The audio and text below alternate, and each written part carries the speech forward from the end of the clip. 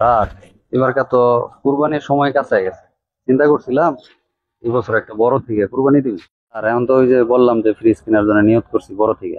গরু তো বড় থেকে কিনা লাগবে, এখন গরু বসইব অনেক, ওগুলা কি করবো? ওগুলা তো এই একসাথে খাওয়া যাইবো না, আর নয়তো আবার নষ্ট হয়ে যাইব। আর আপনি কি চিন্তা করছেন? আপনি কি করবেন? কুরবানি টুরবানি দিবেন নাকি কেমন?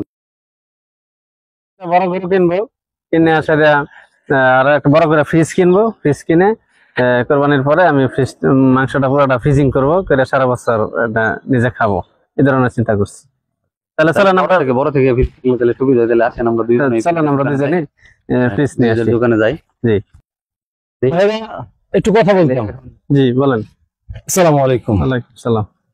ভালো আছেন? জি আলহামদুলিল্লাহ। আপনারা শুনতেছিলাম কি বিষয় নিয়ে কথা বলতেছেন? আমরা আসলে মানে সামনে তো কুরবানির সময় আসে জি জি। মানে আগে থেকে প্রস্তুতি না নিলে তো দেখা গেছে পরে গিয়ে তাড়াহুড়া করতে হয়। প্রস্তুতিটা কেমন?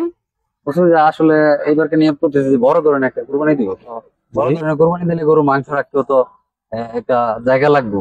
তো এই হিসেবে মানে বড় থেকে একটা ফ্রিজ কিনবো আর কি।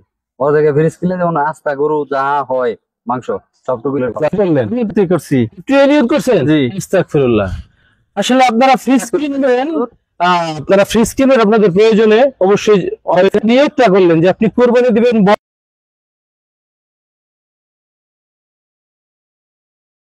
নিয়তটাকে আরেকটু সহি করা, শুদ্ধ করা, যেভাবে কোরবানি দিলে আল্লাহ তাআলা কবুল করেন, কোরবানি দেওয়ার পর গোস্তগুলো বন্টন করে আত্মীয় স্বজন গরিবদের মধ্যে ভাগাভাগি করে দিলে আমাদের কোরবানিটা সহি হওয়ার সম্ভাবনা বেশি।